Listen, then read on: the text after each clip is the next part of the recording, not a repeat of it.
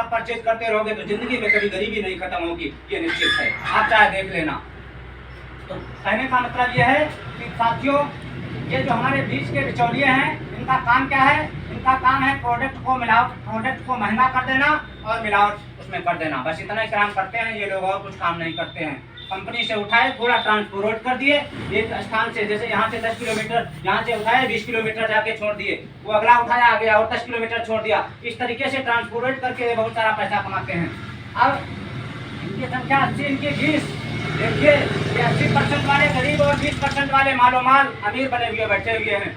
इनकी स्थिति हम लोगों से यानी ग्राहक से बहुत ही बेहतर है, हर एक स्थिति में, चाहे लैंड में देखो, चाहे मकान में देखो, चाहे इकोनॉमिक देखो, चाहे संसाधन में देखो, इनकी स्थिति इस ग्राहक से हमेशा मजबूत रहती है। ये भोजन भी अच्छा करते हैं, लेकिन ये ग्राहक भोजन भी अच्छा नहीं करता। बात आ गई, कंपनी कोई माल बनाती है साथियों 55 रुपए में, और इस ग्राहक तक पहुंचते पहुंचते 100 रुपए प्लस में हो जाता है। 55 रुपए में माल बनाया और इस ग्राहक तक पहुंचते पहुंचते 100 रुपए प्लस में हो गया, और बीच का जो 45% का पैसा बचता है साथियों, ये बीच के बिचौलिए खा करके मालो माल होता जाते हैं, लेकिन पैसा इस ग्राहक के खून पसीने का है। ग्राहक के खून पसीने का पैसा खा करके ये मालो माल होते जा रहे हैं, और ग्राहक बेचारा गरीब का गरीब। अब ये जो व्यापार की व्यवस्था है साथियों, ये कैसी है?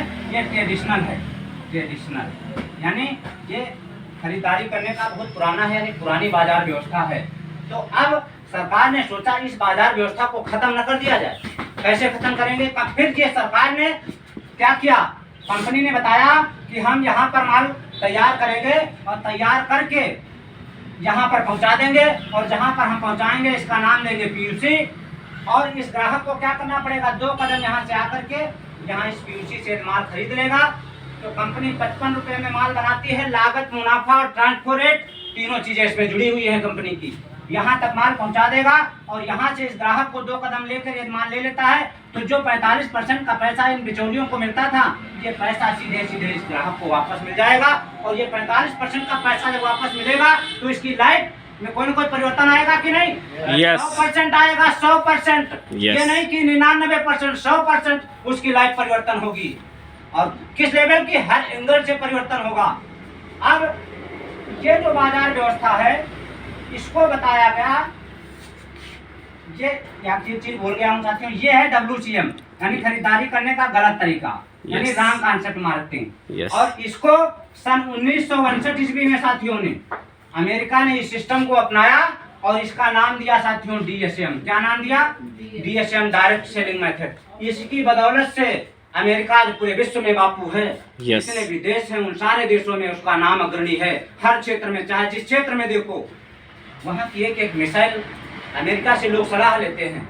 जबकि अमेरिका एक बहुत छोटा सा मुल्क है, इतना सा, यानी बहुत छोटा सा, कितना बताएं, बताना बड़ा असंभव है। 175, विश्व में 175 अरब की आबादी है। उस 175 अरब की आबादी में 140 करोड़ की आबादी हमारे यूपी के अंदर विद्यमान है साथियों। यूपी के अंदर इतनी आबादी होने के बाद फिर भी हमारा देश सारा विकासशील, ये विडंबना का प्रश्न है। अब बात यह है कि सन 1962 ईस्वी में अमेरिका ने इसको अपनाया, आज पूरे विश्व में बापू है, राज्य करता है।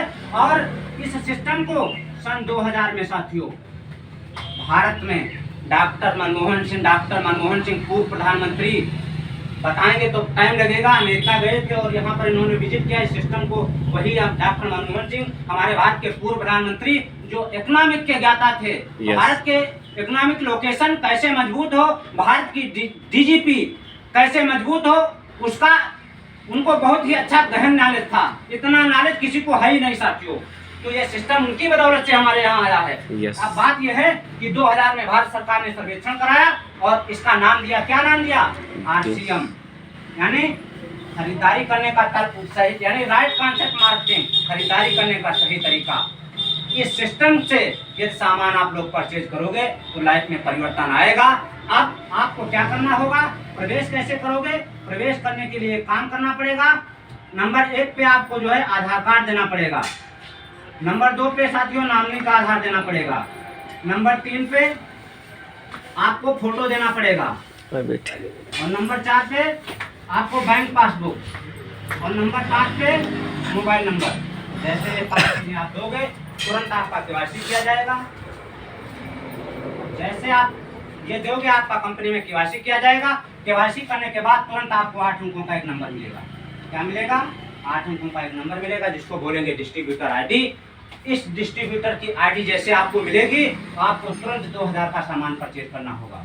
इस 2000 सामान परचेज कर क्यों करें, ना करें? इसका कोई ना कोई बेनिफिट होगा ना? यस। अवश्य बेनिफिट है। इसके फायदे क्या हैं, जरा ये भी देखो।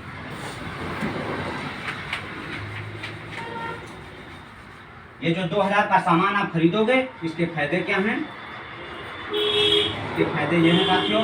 नंबर 1 का फायदा कि 10 से 20% आपको एमआरपी पर नगद छूट मिलेगा।